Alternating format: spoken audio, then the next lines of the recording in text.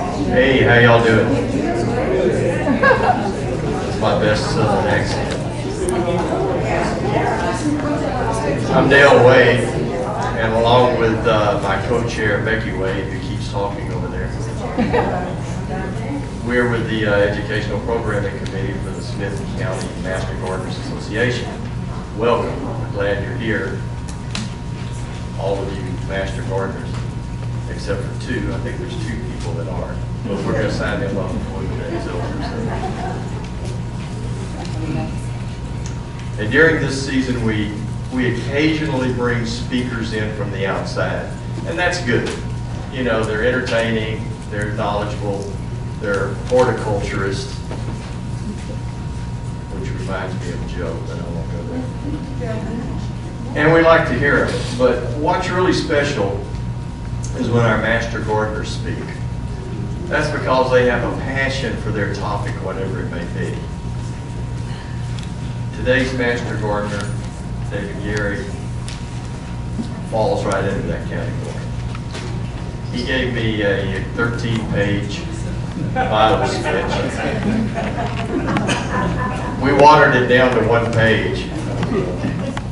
So let me read this for you. And I'm going to go ahead and emphasize those particular words. This inspiring presentation proves that serious gardening is possible despite physical limitations. David Gary is an Air Force Vietnam veteran who was diagnosed with Becker's muscular dystrophy at age 28. But he avoids letting this progressive disease slow him down. Since May 2003, he has been a dedicated volunteer at the Dallas Arboretum, serving as a tram driver, a garden guide, and on the Speakers Bureau.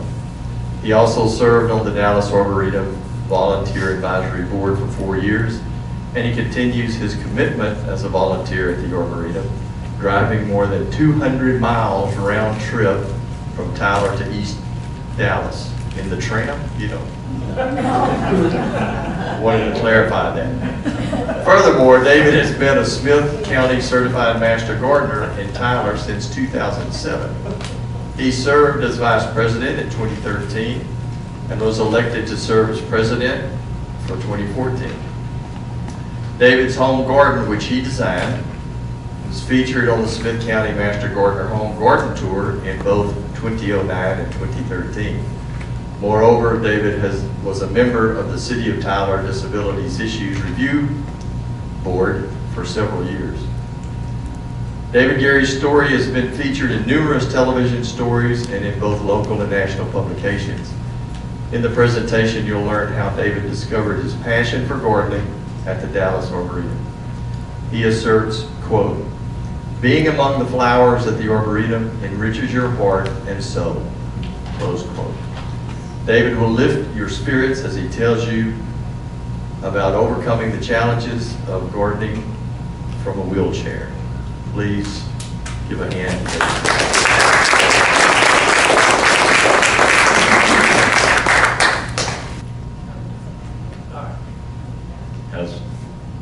How's that? Okay. I was going to say it was a pleasure to be here. We've been in Tyler for 18 years, but I was going to say everything started at the Dallas Arboretum. I wasn't interested in anything, so we were members there, and then I became a volunteer there.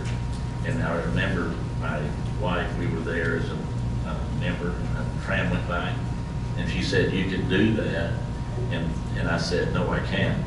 And I said, "I can't talk to people." So eventually I went to the volunteer office, and see, I usually came in. And when I went in there, I said, "You can't use me, can you?" See, I wanted her to say no. And she signed me up before I left the office. So I remember that was the first thing I did I did the tram driver training. And I still remember May 1st, 2003, my first tour. It was pouring down rain, and it was a lady from New York. She had an umbrella, and she said, "It's my last day here, I have to come." So that day we did the tour in the pouring down rain, and she was my only visitor that day. But I say I'll never forget that. But see, that's what inspired me and with my wife, with my arm. So eventually, when we moved here in 2005, I didn't want to quit that, but then when we got here, I couldn't do that as much. So my wife, I did the same thing again. She said, why don't you check into becoming a master gardener? And I said, I can't do that either. But then I went in there, met with Keith, and he did the same thing. He wouldn't let me leave either without signing up. So I just want to let you know how it all started.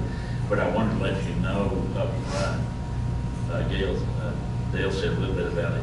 The reason I'm in a wheelchair is the muscular dystrophy. I was diagnosed in 1975.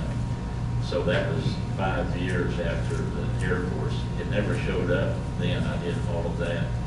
But once that showed up, I just want to let you know that's how come I ended up in a wheelchair. And for a long time, I was bitter, real bitter for 5 years.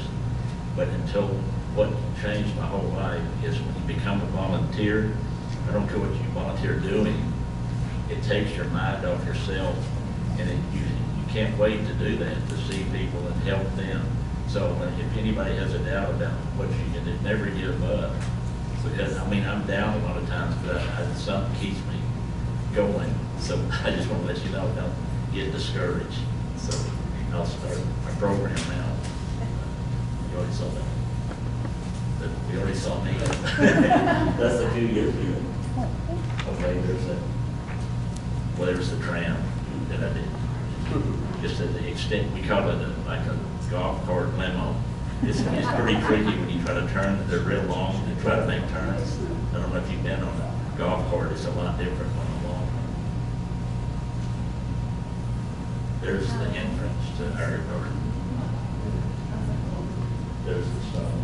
When I in 2009,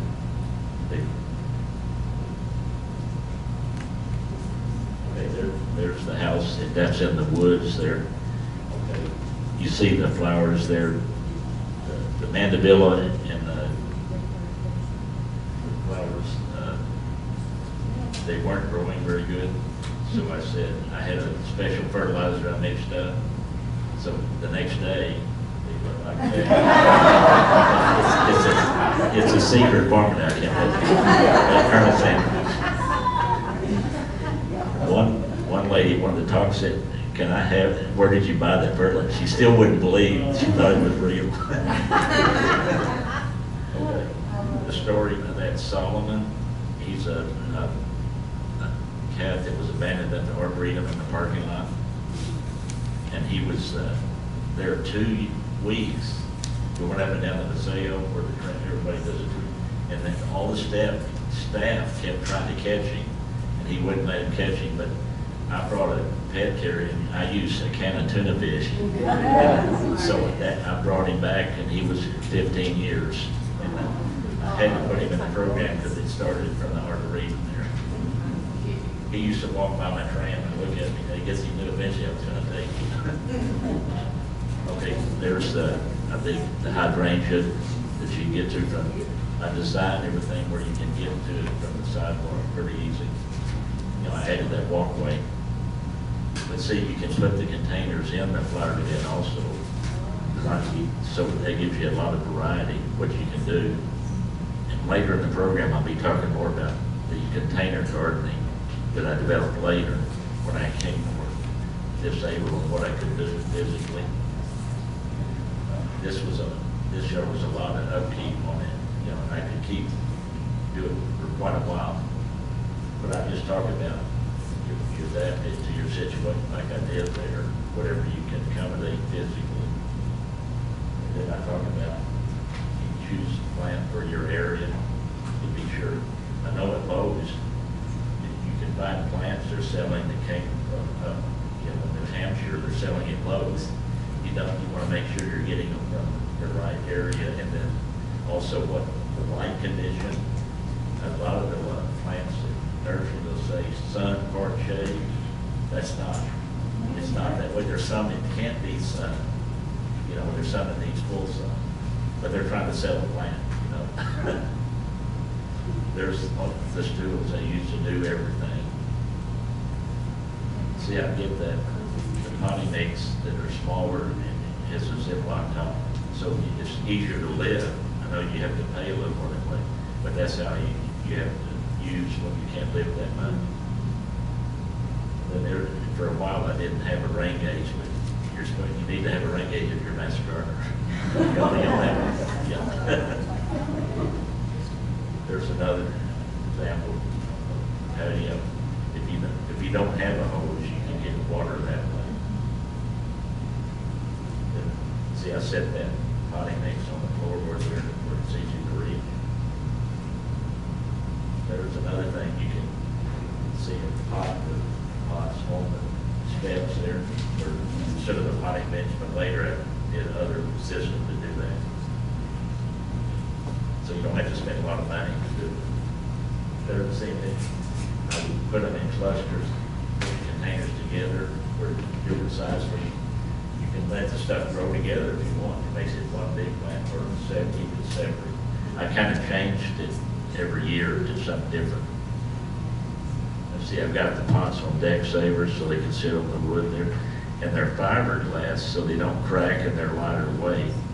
But most of my garden, I put the potty soil, I put the planter where it's going, then I have my potty soil on wheels, I roll that in, and that's where I did the potty. Then you don't have to lift it. So that's a good one. There's another example of what I got that fountain in Lowe's, and all you had to do is fill the water, plug it in, and it's made out of fiberglass, so it works pretty good. So yeah, I try to do stuff that's not a lot of maintenance and time. You know, I try to do that when I can. So you can see I had it in the Asian jasmine there. So I got rid of the jasmine, then put in the sweet potato vine.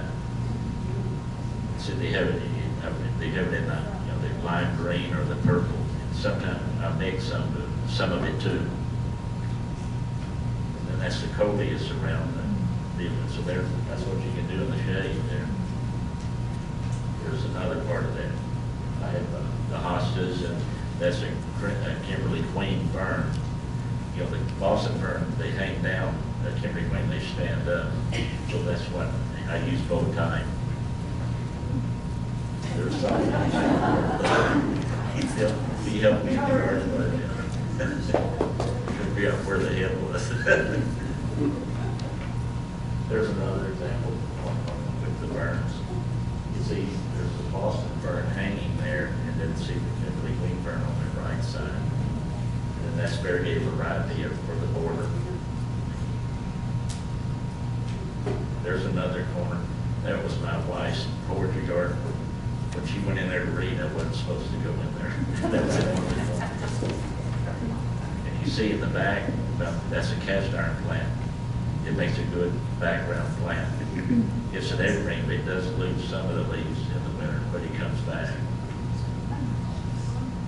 There's another example of, I've got that windmill from Big Lots a long time ago. So you can get stuff inexpensive to use in your garden.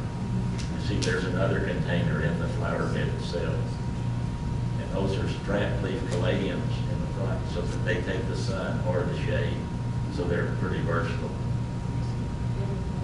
And there's on the left, that's a Crimson Queen Japanese maple. It's with the lace leaf type leaves. And there's the two kind of rays they use because they get in between the shrubs. You know, the real wide rays aren't good for that. So it's two different pipe heads. There's an example of pine needles in the dwarf mondo rat. That's dwarf mondo. That's where they used to have St. Augustine, but I took it out and put that in. And it does grow together real slowly, but it's pretty expensive. You have to plant it, put it pretty close together. It doesn't spread back. But the thing about it doesn't get fungus, and it stays green year round. Then there's another example. I have the hose with adjustable water nozzle. So see, I rinse out that bird bath and fill it from right there. I don't have to get in the flower bed. And you see, I have most of the stuff where I can get to it from Wilshire. They're doing the pruning of the a Bloodgood maple there.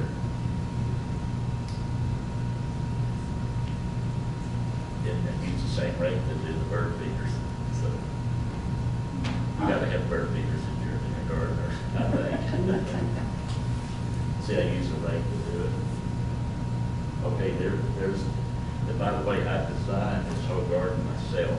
And everywhere, the steel edging, I put string down exactly where I wanted everything. The yard guys put the steel edging down. And then we did the decomposing granite. And you pack it down and it's porous. And it so lets the water through, but it supported a wheelchair. I could ride, right after rain, I could ride on it. It doesn't sink down. So it's pretty versatile. I learned about that. Arboretum uses a lot of that. Oh, there's something. I was saying he had the improvement right there. If you think you can train a cat, right?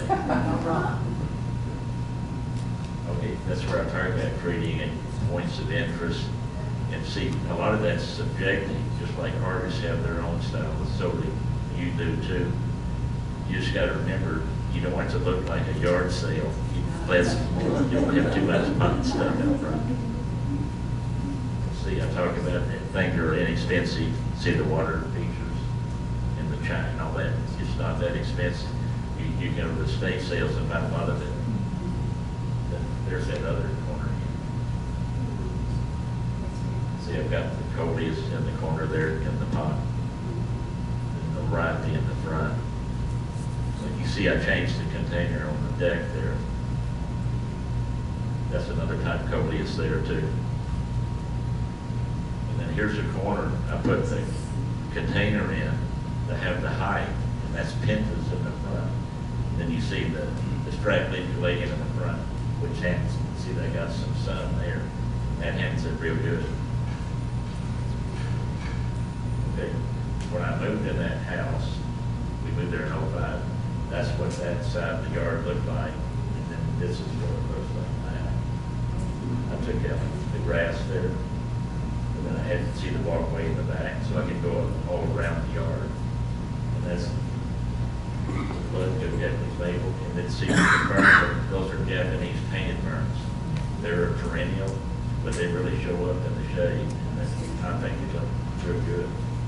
And then that container, we got it, big lots and painted it.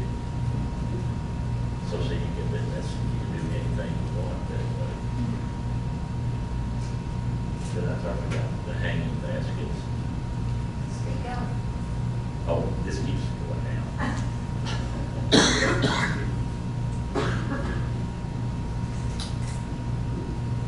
See the hanging basket there, the Boston fern? Those red plants, the real name is irisine, but the nickname is Bloodgood because they look like blood veins.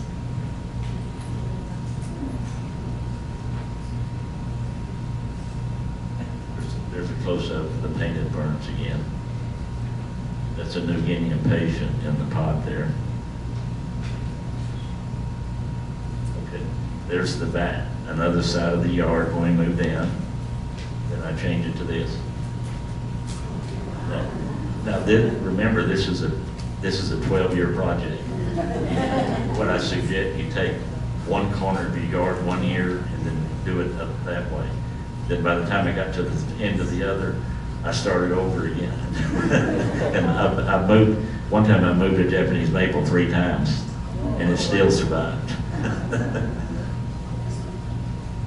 See, that's begonias in the front. The far corner is dogwood that I planted. Okay, here's the other part of the yard. Then it looks like this. Those are, let's see, the dogwood started blooming. And the azaleas.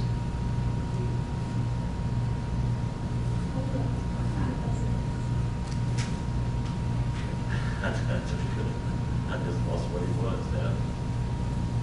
Just they only get 30 inches tall. I don't know. Yeah, the tie. Red ruffle. They lost my mind. I was thinking of Encore too. Okay, here's what the grass looked like in the back. So if you have St. Augustine, it's eventually, if you keep resodding, it starts thinning out. So I changed this to this one. So that put the walkway through there, and then that's the drainage, that river rock, there's an underground drain there, so it helps keep the water out to the street. So, see, eventually I don't have any St. Augustine in the back. There's mixing the two tight. So we can take about the two types, we let it grow together like that. See, and I added that maple there. Well, but when I saw the way the sun came through there in the morning, I said if I put a Japanese maple, I bet it'll kind of glow and look. It made a big difference. There's another example. We had to get rid of the decomposed granite because the tires on my scooter would get the particles in it, and then I would ride it in a house where there's a wood floor. That doesn't go good together, right? So what I did, though, I already had the base. We added the flagstone with the mortar on top of the granite. So you just filled it in where it was. I didn't do that myself either. But you see how it changed the look there. Oh, this is a view from the back porch there. And you see you can get to any part of the garden. That's why I work there on the garden tour, because people with walkers and canes could get around the garden pretty good to see it. Okay, that's what that deck looked like when I moved in. And it changed to that. So over during the 12-year period. You see, you can change, the thing good about the containers, you can change the plants every year if you want to. Then give you versatility. I added that other maple right there, the small one. That's a fire glow Japanese maple. Those are hard to find right now. Okay, there's the side next to the deck, looked like when I moved in. That's it now. That's the shade garden mainly. You can see the hostas in there. And then there's some camellias in the back. And then there's a Emperor One Japanese maple there behind the background. There's another shot of the begonias on the border there with the strap leaf caladium on the side. See the dwarf mondo's grown in some on the left there now. See what's good? It looks like that year round. Okay, this is where I started the container gardening. We moved to a new house where there's more container gardening now, so we developed this program to show how I do it now. So when you visit, you can't do a big yard. There's still other things you can do. See, like that bicycle. Okay, there's the way I do most of the potting. See, I put them out there and pot them in that. Then see the potting soil you can empty back into it. But see, I can set that up anywhere and see the potting soil's in the roller thing. I roll it to wherever I need to do the potting. What is the tool on your, that's in the potting? Oh, that's a tiller. You know, those garden weasels, they had the hand kind. That really works good on Newton. You can mix it up like those pots over there. You can do that. Really works good. Okay, here's one side of the container with the petunias. And see the blue bird bath I added to it. Those, you can let the petunias can grow together. That's not one pot there. That's a few together. But you can check. The thing about that I've changed it from that to, I think it's the next slide. There's another view on that same side. See, I did a go on to the large container and see the Pindus there on the right. And you can see that raised wooden container on the side there. We added that at the back. I have another view of that later. There's one corner of the patio that stays mainly shade. So see, you can see the fern there.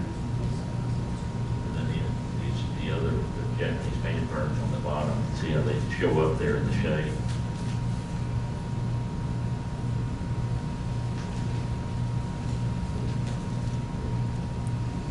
There's a bench there on the side of the driveway we use like to put plants on.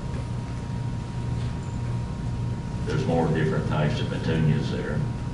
There's the wave petunias, and then there's a new kind of super petunias, or they're supposed to last longer in the heat. But they're still the kind that don't. You know. Okay, there's another side of the patio. My wife had a lot of input on this too. You know, I've listened to her some. Well, she does.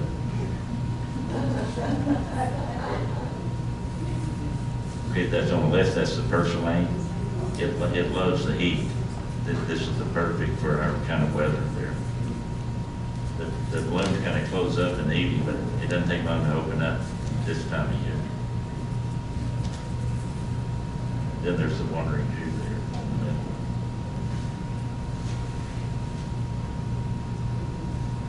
That's the hibiscus that we got. I like the yellow color there. That attracts the hummingbirds too.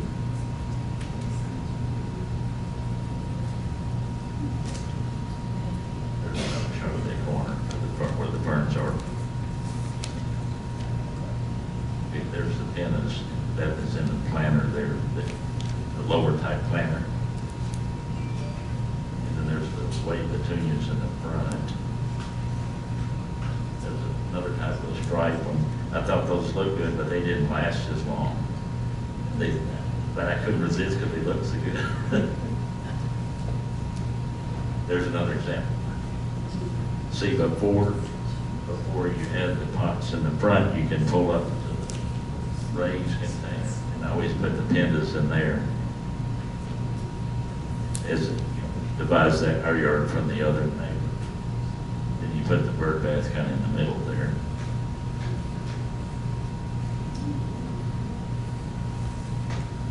Then there's the sunroom. So this is for the tropicals and succulents.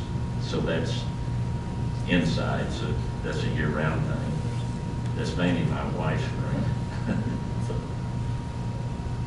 there's one different type of sun. I'll be showing you one of a planting that Greg had us try out. We're yelling it. I don't know if we had a class with African violets. I'll show you that in a minute. How we took a cutting, and my wife took it over when I took it, how to keep it alive. There's a man sold those wooden mushrooms you see there that gives it more natural look. There's another corner of the succulent. I kind of let my wife have reins over that.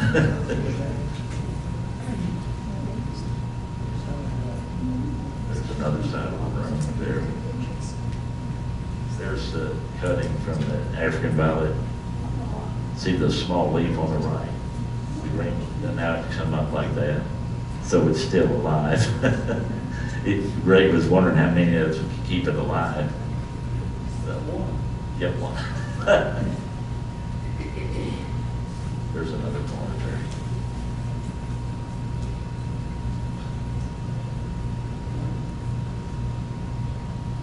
That's something she found. Where did you find that? Online. I don't know where. Yeah.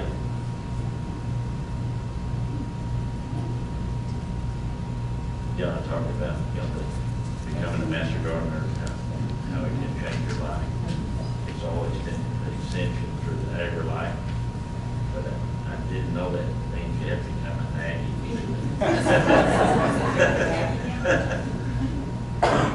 There's what I talk about too. I talk to a lot of groups that aren't master gardeners, so I encourage them in their county to become a master gardener because you meet a lot of people and you learn a lot. And I've talked about me. It's a person, I always try to persevere in that to make something work. So that's what I try to do, to keep going. So just never give up on what you're doing.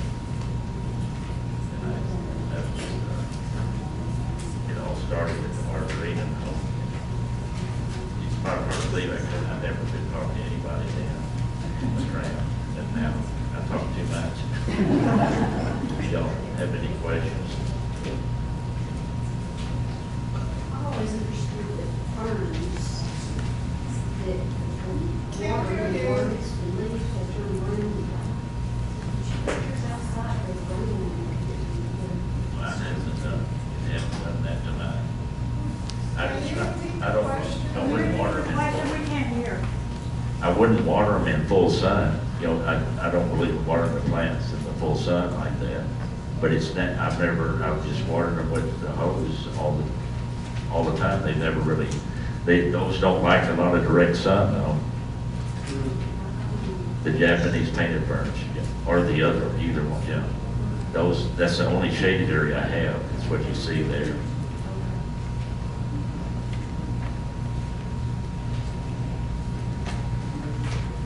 Question. So what do you do with all your plants in the wintertime that are in your containers? I have an annual garden. They're all annuals. Okay, so you just let them Those die? painted ferns, now those painted ferns, they come back in the same container I have them in. But I redo everything. Everywhere you saw there, that's gonna be pansies and violas in the winter. And then there's those ferns, we don't have a place I don't have a greenhouse. My wife won't let me use the sunroom as a greenhouse. So we just have to face, you have to take everything out, you know, so. But that gives you a different look and I don't do everything always the same each year. That's what's good about the container. And annuals, you can change when you want to change it. It'd be nice to be able to save them, especially those big ferns. I tried to keep them in the garage before, but it's a pain. You have to water them in there, and then they start losing leaves. It makes a big mess. And so we just figured, just get rid of it and start over again.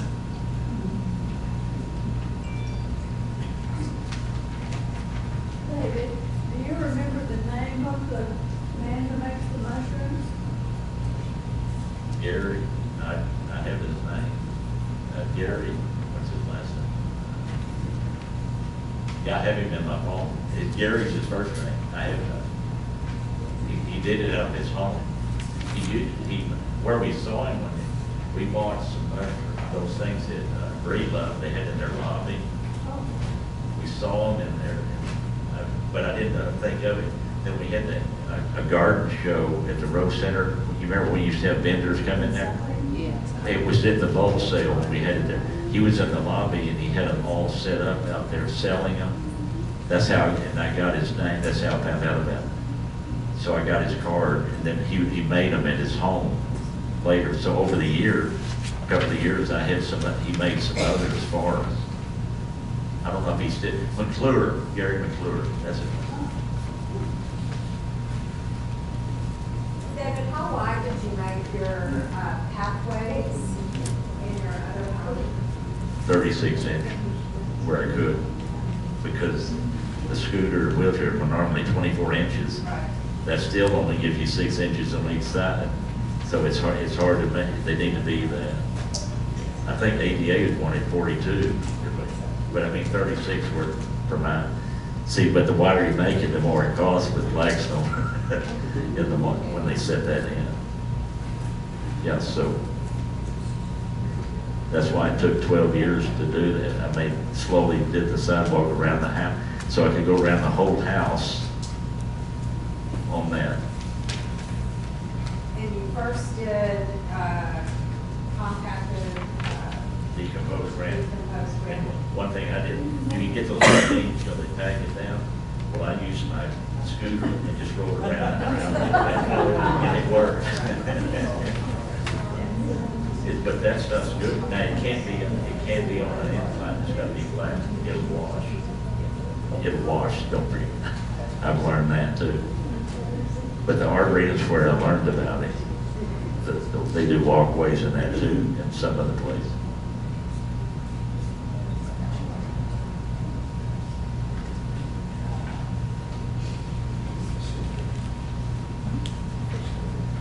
But How do you water all those plants? with the hose. I wondered, see, I ride in the wheelchair with the hose, I have it on, the hose on a reel, big, really crank. So I just ride it and it unrolls. I unroll it all the way and out, and I come back up and water, then I roll it back up, but I do it all. How long does it take? 30 days. Depends. So, rain's got to be real heavy to do it because the leaves knocking out, it doesn't get into the pond very good. So even, you'll see me out there, it just rained, I'm out there watering, so. Yeah, it takes a lot of time. I know that the Arboretum, their container garden, they have the little watering lines in each container. It's all computer, and I'm not that elaborate on that. I still think there could be a problem with that, getting the water the right. You still have the issue of containers of them staying too wet. That's still, I actually, you know, a 10-inch container, if I keep it in it, I drill more holes in, it's got the opening in the middle, I drill holes around it too, because a lot of them they still stay too wet. And that's usually what kills the plant, is the wet roots. But the only thing, when you do, they drain faster, so you gotta water more.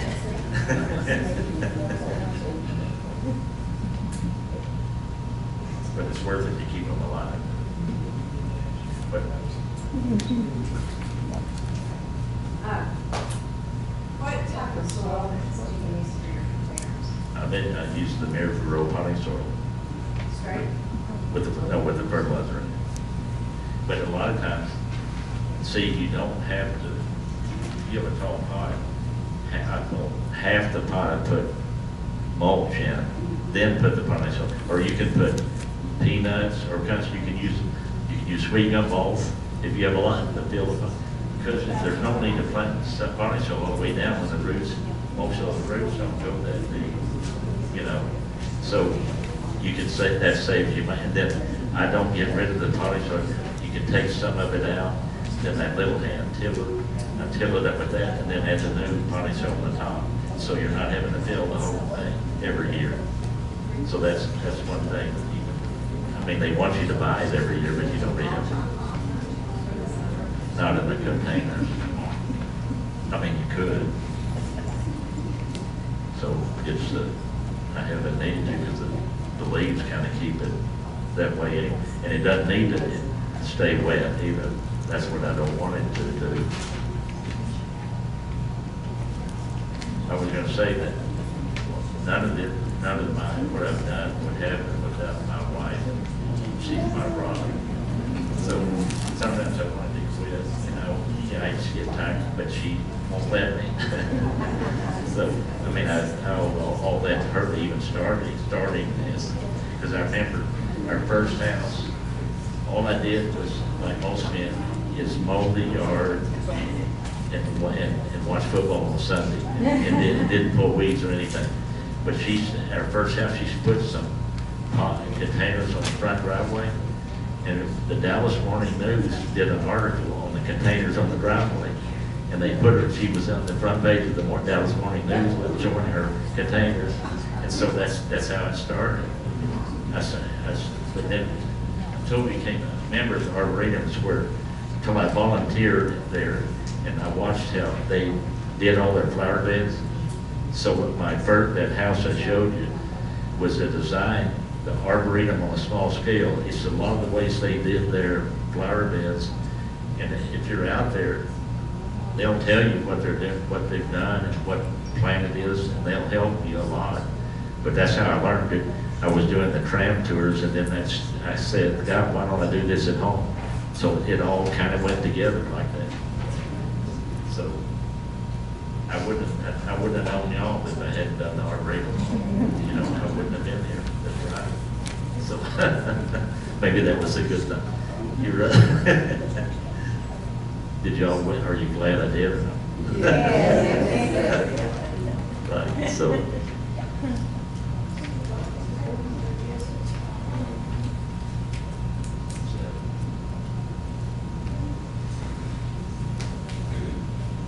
You mentioned that all of, everything is an annual, and so it dies down. Except those few I said. Yeah, yeah, but the majority. Right? Yes. And so when do you start repotting? That's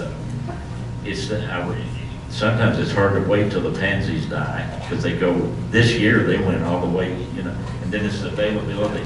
We check the nurseries as it comes in, instead of trying to take all the plants out at once. You don't have to do that. You can start, I start with the ferns first, because they can take the cooler weather usually. So you do a little at a time. That's how, you know.